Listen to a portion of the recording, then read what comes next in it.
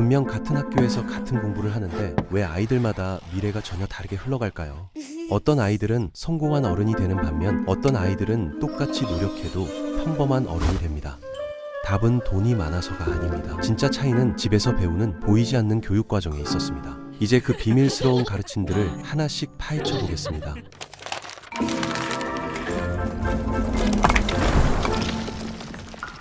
돈에 대한 진실을 가장 먼저 배우는 것이 바로 부유한 집안 아이들의 특권입니다. 대부분 가정에서는 아이들 앞에서 돈 얘기를 꺼내기 꺼려하죠. 빚 때문에 스트레스 받는 모습을 보이거나 월급날까지 허리띠를 졸라매야 한다는 한숨 섞인 말들만 들려줍니다. 그런데 부자 집안은 정반대입니다. 저녁 식탁에서 자연스럽게 투자 이야기가 나오고 사업이 어떻게 돌아가는지 설명해주죠. 아이가 아빠 회사는 어떻게 돈을 버는 거야? 라고 물어보면 성가셔하지 않고 자세히 알려줍니다. 이런 대화가 몇 년간 쌓이면서 아이들은 자연스럽게 경제 감각을 익히게 되는 거죠. 돈이 어떻게 움직이는지, 왜 어떤 사업은 성공하고 어떤 사업은 실패하는지 배우게 됩니다. 자산과 부채의 구분법을 어려서부터 몸에 익히는 것도 중요한 차이점입니다. 보통 사람들은 비싼 차나 큰 집을 자산이라고 생각하지만 사실은 매달 돈이 나가는 부채일 수도 있습니다. 부유한 부모들은 이런 개념을 아이가 이해할 수 있게 쉽게 설명해 줍니다. 이 차는 우리가 매달 기름값, 보험료, 할부금을 내야 하니까 사실은 우리 돈을 가져가는 거야.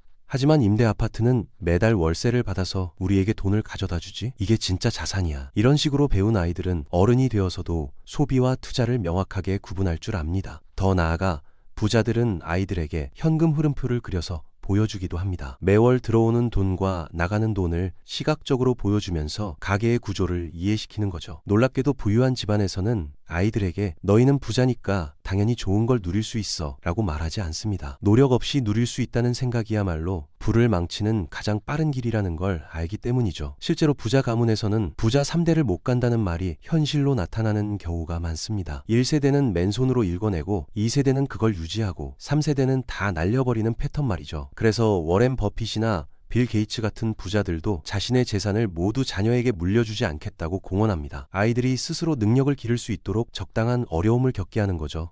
사회적 능력을 키우는 것도 부자들이 중시하는 교육 중 하나입니다. 단순히 예의 바르게 인사하는 수준이 아니라 다른 사람들과 진정한 관계를 맺는 방법을 가르칩니다. 어떻게 대화를 이끌어가고 상대방을 편안하게 만들고 서로 도움이 되는 관계를 만드는지 알려줍니다. 이런 능력이 있으면 학교에서도 선생님들이 더 잘 봐주고 친구들 사이에서도 인기가 많아집니다. 그런데 더 놀라운 것은 이런 관계들이 나중에 사업이나 취업에서도 큰 도움이 된다는 점이죠. 좋은 인맥이 좋은 기회로 이어지는 거니까요. 부자들은 이걸 네트워킹이라고 부릅니다. 절약보다는 수입 늘리기에 집중하라고 가르치는 것도 특별한 점입니다. 대부분 가정에서는 아껴 써라, 돈 낭비하지 마라 라고 하지만 부자들은 다르게 접근합니다. 어떻게 하면 더 많이 벌 수 있을까? 를 먼저 생각하라고 하죠. 식료품비 몇만 원 아끼는 것보다 월급을 몇십만 원 올리는 게 훨씬 효과적이라는 걸 알고 있습니다. 절약할 수 있는 돈에는 한계가 있지만 벌 수 있는 돈에는 한계가 없다는 사실을 일찍부터 가르쳐주는 거죠. 그래서 부잣집 아이들은 아르바이트를 할 때도 다르게 접근합니다. 단순히 시간당 얼마를 받는 일보다는 자신의 능력을 키울 수 있는 일을 선택하는 경우가 많습니다. 당장 돈을 적게 받더라도 미래에 도움이 될 경험을 쌓을 수 있다면 그걸 택하죠. 좋은 습관의 복리 효과에 대해서도 일찍부터 알려줍니다. 매일 조금씩 하는 일이 몇 년 후에는 엄청난 차이를 만든다는 걸 이해시키죠. 복리의 마법은 돈에만 적용되는 게 아닙니다. 예를 들어 매일 30분씩 책을 읽는 아이와 그냥 게임만 하는 아이는 당장은 별 차이가 없어 보입니다. 하지만 몇 년이 지나면 지식의 차이가 엄청나게 벌어지게 되죠. 부유한 부모들은 이런 원리를 활용해서 아이들에게 꾸준한 학습, 운동, 인맥 관리 같은 습관을 만들어줍니다. 한번 습관이 자리 잡으면 의지력을 쓰지 않아도 자동으로 실행되니까 정말 효율적인 성공 시스템인 셈이죠. 하루 1%씩만 개선해도 1년 후에는 37배 성장한다는 수학적 계산을 보여주면서 꾸준함의 중요성을 강조합니다. 반대로 하루 1%씩 나빠지면 1년 후에는 거의 0에 가까워진다는 것도 알려주죠. 돈에 대한 관점 자체를 바꿔주는 교육도 중요합니다. 많은 사람들이 돈을 나쁜 것이거나 더러운 것으로 여기는데 부자들은 돈을 단순한 도구로 봅니다. 망치가 집을 지는데도 쓰이고 물건을 부수는데도 쓰이듯이 돈도 사용하는 사람에 따라 좋은 일에도 나쁜 일에도 쓰일 수 있다고 가르치죠. 이런 관점이 있으면 돈을 벌거나 모으는 것에 대해 죄책감을 갖지 않게 됩니다. 오히려 더 많은 돈을 벌어서 더 많은 좋은 일을 할 수 있다고 생각하게 되죠. 빌 게이츠가 마이크로소프트로 번 돈으로 자선재단을 만들어 전 세계 빈곤 퇴치에 나선 것이 대표적인 예입니다. 부자들은 아이들에게 돈은 선악이 없는 중성적인 에너지라고 가르칩니다. 전기처럼 좋은 목적에 쓰면 좋은 결과를 낳고 나쁜 목적에 쓰면 나쁜 결과를 낳는다는 거죠. 장기적인 사고방식을 기르는 것도 핵심 교육 중 하나입니다. 부자들은 아이들에게 10년, 20년 후를 생각하며 계획을 세우라고 가르칩니다. 당장 재미있는 것만 쫓지 말고 나중에 더 큰 보상을 가져다 줄 일에 시간을 투자하라고 하죠. 예를 들어 지금 게임을 하는 것보다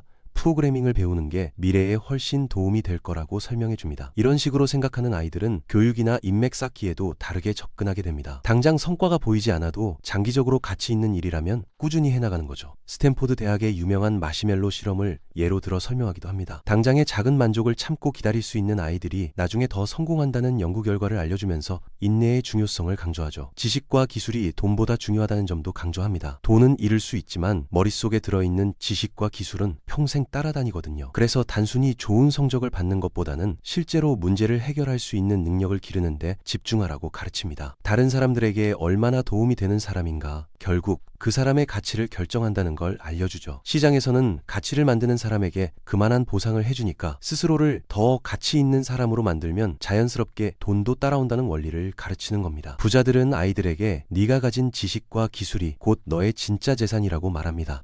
경제 위기가 와도 회사가 망해도 투자한 돈을 잃어도 지식과 기술만 있으면 다시 일어설 수 있다는 거죠. 시간을 돈으로 바꾸는 것에서 벗어나 돈이 스스로 일하게 만드는 법을 알려주기도 합니다. 대부분 사람들은 자신이 일한 시간만큼 돈을 받는데 부자들은 자신이 일하지 않을 때도 돈이 들어오는 구조를 만듭니다. 주식 배당금, 부동산 임대료, 사업 수익 같은 것들 말이죠. 처음에는 작은 금액이라도 이런 원리를 이해하고 실천해보라고 격려합니다. 용돈을 모아서 주식을 사보거나 작은 사업을 시작해보는 것부터 시작하는 거죠. 부자들은 이것을 돈이 돈을 번다는 개념으로 설명합니다. 시드머니가 작을 때는 효과가 미미해 보이지만 돈이 커질수록 기하급수적으로 늘어난다는 복리의 원리를 체험하게 해주는 거죠. 심지어 부자집 아이들 중에는 초등학생 때부터 주식 계좌를 만들어 직접 투자 경험을 쌓는 경우도 있습니다. 물론 큰 돈은 아니지만 시장의 변동성을 몸소 체험하면서 투자의 원리를 배우게 됩니다. 더 큰 문제를 해결하면 더 큰 보상을 얻는다는 원리도 가르칩니다. 한 사람의 문제를 해결하면 조금 벌고 100만 명의 문제를 해결하면 많이 번다는 걸 알려주죠.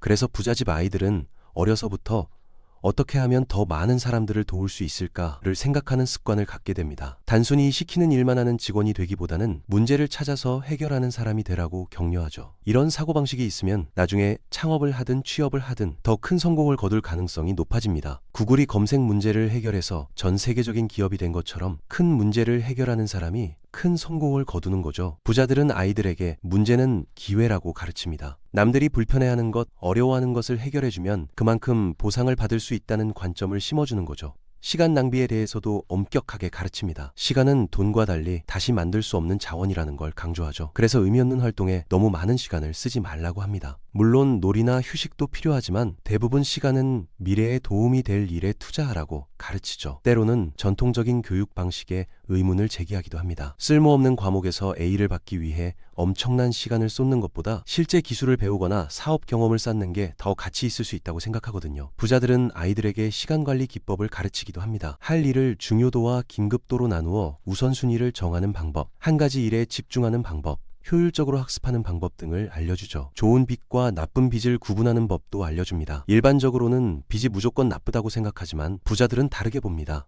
빚을 내서 가치가 떨어지는 물건을 사면 나쁜 빚이지만 수익을 낳는 자산을 사면 좋은 빚이 될 수 있다고 가르치죠. 예를 들어 자동차를 사기 위한 대출은 나쁜 빚이지만 임대용 부동산을 사기 위한 대출은 좋은 빚일 수 있습니다. 월세로 대출 이자를 갚고도 돈이 남을 수 있거든요. 이런 개념을 어려서부터 배우면 나중에 투자할 때 훨씬 유리한 위치에 설 수 있습니다. 레버리지라는 개념을 이해하고 적절히 활용할 수 있게 되는 거죠. 부자들은 빚이 나쁜 게 아니라 빚을 잘못 쓰는 게 나쁘다고 가르칩니다. 똑똑한 사람들은 다른 사람의 돈을 빌려서 자산을 늘리고 그 자산에서 나오는 수익으로 빚을 갚는다는 전략을 알려주죠. 80-20 법칙이라는 것도 가르쳐줍니다. 결과의 80%가 원인의 20%에서 나온다는 원리죠. 공부할 때도 모든 과목에서 완벽한 점수를 받으려고 하기보다는 정말 중요한 20%에 집중하라고 합니다. 그 여유 시간에 실제 경험을 쌓거나 인맥을 만드는 게 더 도움이 될 수 있거든요. 이렇게 효율적으로 시간을 배분하는 법을 배운 아이들은 나중에 어떤 일을 하든 더 좋은 성과를 낼 수 있습니다. 부자들은 아이들에게 완벽함보다는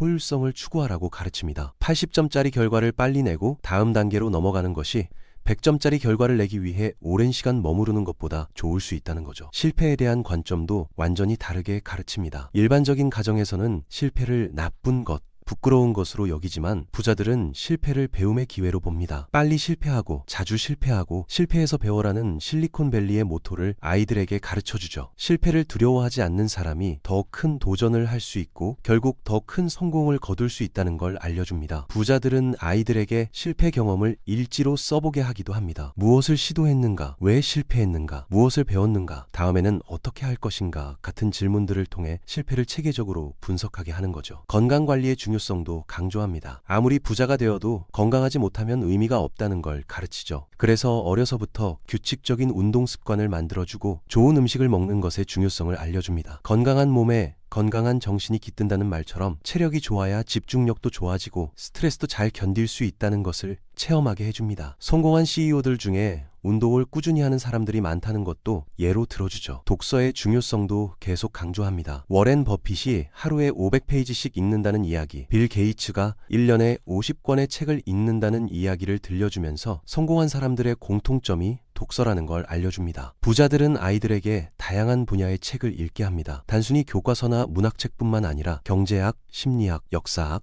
과학 등 폭넓은 지식을 쌓을 수 있도록 도와주죠. 감정관리 능력도 중요하게 가르칩니다. 투자를 할 때 감정에 휘둘리면 큰 손실을 볼 수 있고 사업을 할 때도 냉정한 판단이 필요하거든요. 그래서 어려서부터 자신의 감정을 인식하고 조절하는 방법을 가르쳐줍니다. 명상이나 호흡법 같은 실용적인 기법들도 알려주고 스트레스 상황에서 어떻게 대처해야 하는지도 가르쳐줍니다. 이런 능력이 있으면 나중에 큰 돈을 다룰 때도 흔들리지 않고 현명한 결정을 내릴 수 있게 됩니다. 리더십 개발에도 많은 신경을 씁니다. 부자들은 대부분 어떤 분야든 리더 역할을 하게 되는 경우가 많습니다. 그래서 어려서부터 다른 사람들을 이끄는 경험을 쌓게 해주죠. 학급 임원을 맡게 하거나 동아리 활동에서 중심 역할을 하게 하거나 가족 행사를 기획하게 하는 등 다양한 방법으로 리더십을 기를 기회를 제공합니다. 글로벌 마인드도 키워줍니다. 요즘은 국경을 넘나드는 비즈니스가 당연해졌고 인터넷을 통해 전 세계가 하나의 시장이 되었죠. 그래서 영어는 물론이고 다른 나라의 문화와 역사도 배우게 합니다. 어려서부터 해외여행을 다니면서 직접 다른 문화를 체험하게 하고 외국인 친구들과 교류할 기회도 만들어줍니다. 이런 경험이 나중에 글로벌 비즈니스를 할 때 큰 자산이 되는 거죠. 기술의 중요성도 강조합니다. 앞으로는 AI와 로봇이 많은 일자리를 대체할 텐데 기술을 이해하고 활용할 수 있는 사람만이 살아남을 수 있다는 걸 가르쳐줍니다. 코딩을 배우게 하거나 최신 기술 트렌드에 관심을 갖게 하거나 직접 간단한 앱이나 웹사이트를 만들어 보게 하는 등 실용적인 기술 교육을 제공합니다. 마지막으로 돈이 있다고 해서 더 나은 사람이 되는 건 아니라는 겸손함도 가르칩니다. 돈은 어떤 문제는 해결해주지만 모든 문제를 해결해주지는 않는다는 걸 알려주죠. 인간관계나 건강, 행복 같은 것들은 돈으로 살 수 없다는 것도 강조합니다. 그래서 부자라고 해서 다른 사람을 무시하거나 거만하게 굴면 안 된다고 가르치죠. 오히려 더 많은 책임감을 갖고 사회에 기여해야 한다는 의식을 심어줍니다. 노블레스 오블리주라는 개념을 가르치면서 많이 가진 사람일수록 더 많은 책임을 져야 한다는 걸 알려주는 거죠. 부자들은 아이들에게 기부와 봉사활동의 중요성도 가르칩니다. 자신이 받은 것을 사회에 돌려준다는 관점에서 어려서부터 작은 기부를 하거나 봉사활동에 참여하게 합니다. 이런 교육들의 공통점은 무엇일까요? 바로 돈과 성공에 대한 근본적인 사고방식을 바꿔준다는 겁니다. 일반적인 가정에서는 돈을 부족한 것, 어려운 것으로 가르치지만 부자 가정에서는 기회, 도구로 가르치죠. 성공도 운이 좋아서 되는 것이 아니라 원리를 알고 꾸준히 실천하면 되는 것으로 가르칩니다. 이런 마인드셋의 차이가 결국 인생의 결과를 완전히 바꾸는 거죠. 정말 놀라운 건 이런 교육을 받기 위해 꼭 부자여야 하는 게 아니라는 점입니다. 이 원리들을 알기만 하면 누구든 자신에게 그리고 자신의 아이들에게 가르쳐 줄 수 있거든요. 중요한 건 이런 지식이 있다는 것을 아는 것, 그리고 실천할 의지가 있는 것입니다. 부모가 부자가 아니어도 아이를 부자로 키울 수 있는 비밀이 바로 여기에 있는 거죠. 결국 부자들의 교육법은 특별한 비법이 아니라 검증된 원리들을 체계적으로 가르치는 것입니다. 이 원리들을 알고 실천한다면 누구든 경제적 자유를 얻을 수 있습니다. 지금 당장 시작해 보십시오. 가장 중요한 것은 올바른 마인드셋을 갖는 것입니다. 돈과 성공에 대한 생각부터 바꾸면 행동도 바뀌고 결과도 바뀔 것입니다.